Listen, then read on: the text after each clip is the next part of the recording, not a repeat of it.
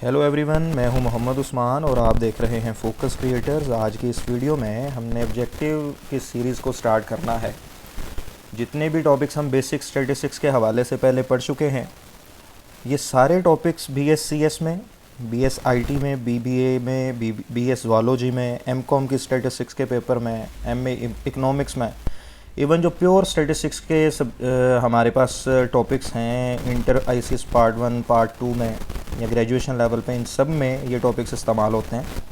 इन सब की ऑब्जेक्टिव को हम आज स्टार्ट करना जा रहे हैं ताकि जो स्टूडेंट्स जॉब के हवाले से परेशान होते हैं और टेस्ट की तैयारी के लिए उनको समझ नहीं आती कि किस तरह से बेहतर तैयारी की जा सके, क्योंकि ऑब्जेक्टिव टाइप के एग्ज़ाम्स होते हैं सारे। अगर 100 मार्क्स का पेपर है तो 100 की 100 मल्टीपल चॉइसेस ही होती हैं, तो लिहाजा मल्टीपल चॉइस की प्रैक्टिस के लिए ये सीरीज़ स्टार्ट करना जा रहे हैं ताकि आपका फ़ायदा हो, हेल्पफुल रहे आपके लिए। दुआओं में याद रखिएगा। आइए सबसे पहले हम स्टार्ट लेते हैं जी इंट्रोडक्शन टू स्टैटिस्टिक्स की ऑब्जेक्टिव का।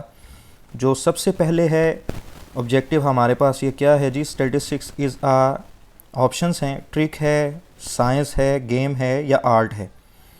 इसमें मुख्तलिफ़ राइटर्स की मुख्तलिफ़ ऑप्शंस भी हैं, लेकिन ज़्यादा जो क्लोजेस्ट ऑप्शन है वो साइंस है, क्योंकि हम जब स्टैटिस्टिक्स को डिफ़ाइन करते हैं तो हम कहते हैं कि it is a mathematical science of making decisions and drawing conclusions.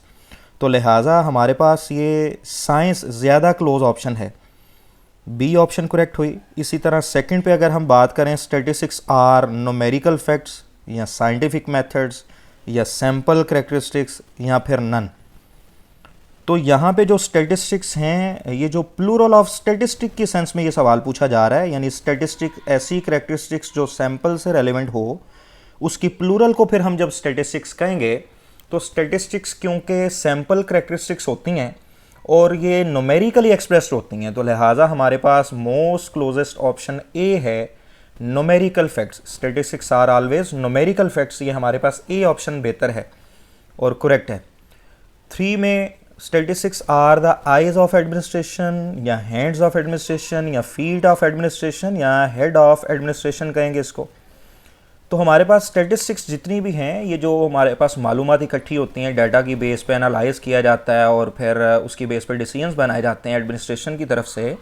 तो एडमिनिस्ट्रेशन के जितने भी पर्सनस हैं वो तो अमूमन अपने ऑफिस के अंदर बैठ के सब कुछ चीज़ों को देख रहे होते हैं और डील कर रहे होते हैं मालूमात की बेस पे ही, अपने सब ऑर्डिनेट से मिली हुई मालूमात को एनालाइज करके उसकी बेस पे डिसीजंस बनाते हैं कि इदारों को किस तरह बेहतर से बेहतर चलाया जा सकता है। तो लिहाजा statistics are the eyes of administration, ये मोस्ट क्लोजेस्ट और सबसे बेहतर ऑप्शन है, क्योंकि स्टैटिस्टिक्स की आंखें, एडमिनिस्ट्रेशन की आंखें समझा जाता है स्टैटिस्टिक्स को। अगर अदादो शुमारी नहीं होंगे तो ऑफिस के अंदर बैठा बंदा बिल्कुल किसी तरह का कोई फ़ैसला नहीं कर पाएगा, अपने इदारे को चला नहीं पाएगा। तो लिहाजा statistics are the eyes of administration, ये ए ऑप्शन ठीक है। 4th वन है statistical laws are true on the average, या बी में always, C in the long run, या ए एंड सी। ये तीनों ऑप्शंस बिल्कुल ठीक हैं।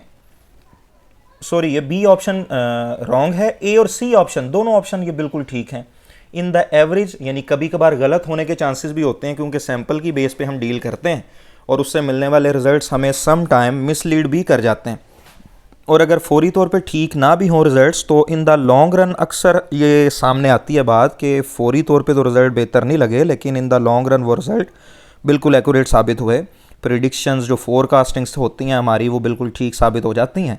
तो लिहाजा ऑन द एवरेज या इन द लॉन्ग रन, ये दोनों ऑप्शंस ठीक हैं, ए एंड सी, यानी डी ऑप्शन हमारे पास यहाँ पे ठीक होगी। उसके बाद 5 नंबर पे है जी, a group of all members that a researcher would like to study. उन तमाम मेंबर्स का टोटलिटी, मजमुआ, एग्रीगेट जो हमारी प्रॉब्लम से रिलेटेड हों, जो हमारे रिसर्चर किसी से रिलेटेड हैं, उनको हम क्या कहते हैं? स्टैटिस्टिक्स में पॉपुलेशन का नाम दिया जाता है। लिहाजा पॉपुलेशन यानी बी ऑप्शन ठीक है।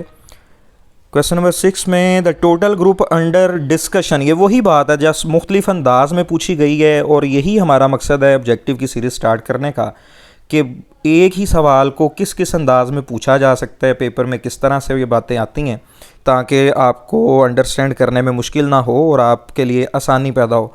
तो लिहाजा टोटल ग्रुप अंडर डिस्कशन, ये वही बात है related to under study problem, हमारे पास ये पॉपुलेशन ही कहलाएगा, ये बी ऑप्शन सही है।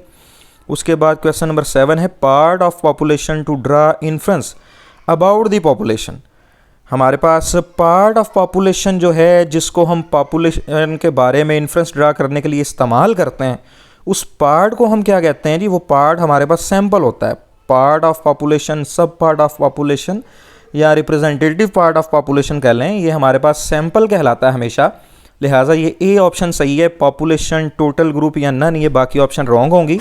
इसी तरह क्वेश्चन नंबर 8 है, representative part of population is called population या सैंपल या टोटल ग्रुप या ऑल।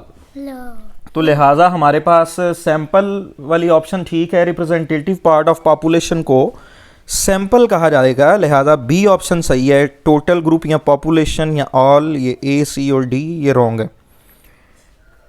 क्वेश्चन नंबर 9 है, the purpose of the sample is to draw inference about. Sample को ड्रा करने का पर्पस ही यही होता है कि पॉपुलेशन के बारे में जाना जा सके कि पॉपुलेशन की करैक्टरिस्टिक्स कैसी हैं।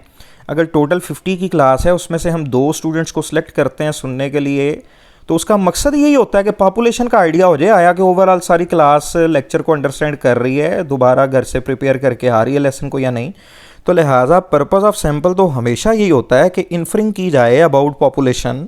लिहाजा ये बी ऑप्शन सही है। Parameters are quantities which are, parameters ऐसी क्वांटिटीज़ को कहते हैं जी जो पॉपुलेशन से रेलिवेंट होती हैं।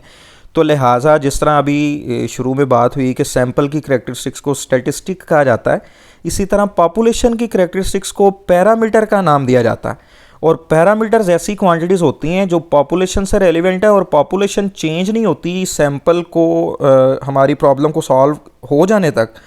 तो जब पॉपुलेशन चेंज नहीं होंगी तो डेफिनेट बात है कि उससे हासिल होने वाली करैक्टरिस्टिक्स भी चेंज नहीं होंगी, यानी पैरामीटर्स भी चेंज नहीं होंगे। इट मीन्स के पैरामीटर्स हमेशा फिक्स होते हैं, यानी कांस्टेंट होते हैं। इट मीन्स के ए एंड सी ऑप्शन सही है, लिहाजा हम डी को यहाँ पे टिक करेंगे क्योंकि डी ऑप्शन है A and C. Question number 11 अगर आप देखें तो statistics is a quantity computed from, अभी जिक्र हुआ कि सैंपल से कैलकुलेट होने वाली क्वांटिटी को स्टैटिस्टिक कहा जाता है जिसके लास्ट पे एस नहीं होता। लिहाजा ये डिफरेंस याद रखना है कि स्टैटिस्टिक और स्टैटिस्टिक्स में डिफरेंस क्या है। तो स्टैटिस्टिक ऐसी करैक्टरिस्टिक्स जो सैंपल से रेलिवेंट है, यानी बी ऑप्शन को टिक करेंगे यहाँ पे क्योंकि सेंसस या पॉपुलेशन ये रॉन्ग है। इसी तरह क्वेश्चन नंबर 12 है, any characteristics of population is called parameter.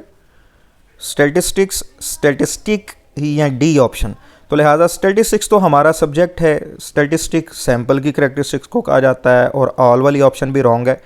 तो पॉपुलेशन से करैक्टरिस्टिक की बात हो रही है तो ये पैरामीटर यानी ए ऑप्शन ठीक होगी। क्वेश्चन नंबर 13 है, अ क्वांटिटी कंप्यूटेड फ्रॉम पॉपुलेशन, उसी बात को दोबारा दूसरे अंदाज में पूछा गया, ये पैरामीटर यानी C option. All samples from a population are identical, same या नॉट आइडेंटिकल या ऑल। तमाम सैंपल जितने भी हम लेते हैं 2, 4, 10 या हज़ारों में भी किसी पॉपुलेशन से, तो सैंपल्स एक दूसरे से डिफरेंट होते हैं। आप कोई 2 स्टूडेंट्स का सैंपल लेते हैं, फिर दोबारा 2 स्टूडेंट्स का सैंपल लेंगे तो वो एक दूसरे से मुख्तलिफ होंगे। उनको लेसन ज़रूरी नहीं कि एक जितना याद हो, उनको ज़रूरी नहीं IQ लेवल एक जैसा हो। तो लिहाजा सैंपल्स हम जितने भी पॉपुलेशन से लेंगे वो एक दूसरे से मुख्तलिफ होते हैं, नॉट आइडेंटिकल, यानी सी ऑप्शन ठीक है यहाँ पे। अ क्वांटिटी, और इसीलिए यहाँ पे बात डिस्कस कर लें कि इसीलिए फिर सैंपल से हासिल होने वाले जो रिजल्ट्स हैं यानी स्टैटिस्टिक्स हैं वो भी फिर वेरी करती हैं, वो भी चेंज होती हैं, इसलिए उनको फिर वेरिएबल कहा जाता है। तो लिहाजा यहाँ पे नॉट आइडेंटिकल सी ऑप्शन होगी 14 में। और 15 में अगर हम देखें कि quantity which varies from individual to individual, हर वो क्वांटिटी करैक्टरिस्टिक्स जो वेरी करे from one individual to another is called variable, वो वेरिएबल कहलाती है। ऐसी खसूसियात जो चेंज हो जाएं या हो सकती हों ये वेरिएबल्स हैं। A variable which is capable of assuming a numerical value, और फिर ऐसा वेरिएबल, ऐसी करैक्टरिस्टिक्स जो न्यूमेरिकल वैल्यूज़ को अज्यूम करें। ये बड़े अच्छी तरह हमने वेरिएबल का टॉपिक डिफ़ाइन किया हुआ है, अगर किसी को इशू है तो वो वीडियोस में देख सकता है इंट्रोडक्शन की प्लेलिस्ट में जाके, कि हमारे पास न्यूमेरिकल वैल्यूज़ को अज्यूम करने वाला जो वेरिएबल है ये क्वांटिटेटिव वेरिएबल होगा। आसान सा कॉन्सेप्ट है, न्यूमेरिकल से क्वांटिटी, और क्वांटिटेटिव वेरिएबल का नाम हम इसको देंगे, यानी बी ऑप्शन सही है। क्वालिटेटिव या एट्रीब्यूट की बात गलत होगी। इसी तरह 17 में है, a discrete variable is also called, जैसा कि हमने थ्योरी में ये डिस्कस कर लिया हुआ है कि क्वांटिटेटिव वेरिएबल की दो टाइप्स हैं, डिस्क्रीट और कंटिन्यूस वेरिएबल। कुछ ऐसे वेरिएबल जो हर वैल्यू को ज्यूम नहीं कर सकते बढ़ते हुए, उनमें जंप आता है, गैप आता है वैल्यूज़ में, वो डिस्क्रीट वेरिएबल्स कहलाते हैं। और कुछ ऐसे वेरिएबल जो बढ़ते हुए हर वैल्यू को अज्यूम करते हुए बढ़ते हैं, उनमें गैप नहीं आ सकता। जिस तरह हाइट किसी पर्सन की हर वैल्यू को ज्यूम करते हुए बढ़ती है, 5 से 6 फीट डायरेक्ट नहीं हो जाती, इसी तरह वेट किसी बच्चे का 5 से 10 kg डायरेक्ट नहीं हो सकता, 5 से इवन 5.5 kg भी डायरेक्ट नहीं हो सकता।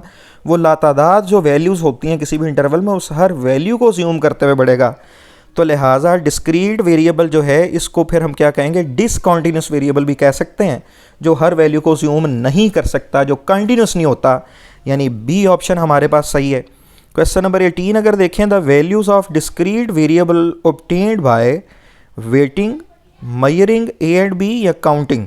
अमूमन डिस्क्रीट वेरिएबल्स, क्योंकि अभी बात हुई कि ये काउंटेबल होते हैं, ये हर वैल्यू को ज्यूम नहीं कर सकते, इनमें गैप आता है, तो 100% तो नहीं कहा जा सकता कि ये काउंटेबल हों, लेकिन गिवन ऑप्शंस में ये सबसे क्लोज और करेक्ट ऑप्शन है कि ये अमूमन काउंटिंग से हासिल किए जाते हैं।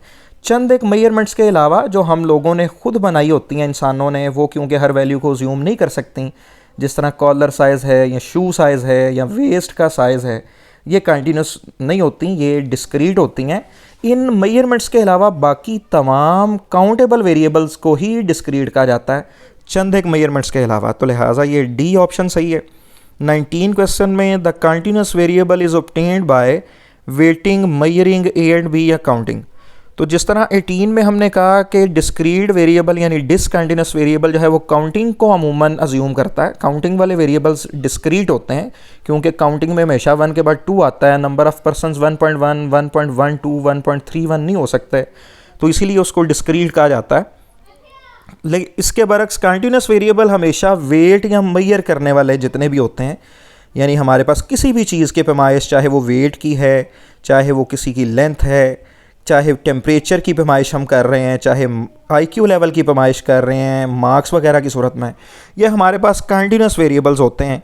तो लिहाजा वेटिंग एंड मेजरिंग, ये सी ऑप्शन हमारे पास करेक्ट है। और क्वेश्चन नंबर 20 अगर हम देखें, मेजरेबल क्वांटिटी, तो अभी बात हो गई, उसी को दूसरे अंदाज में पूछा गया कि मेजरेबल क्वांटिटी को क्या कहेंगे, डिस्क्रीट नहीं कह सकते, क्वालिटेटिव नहीं कह सकते।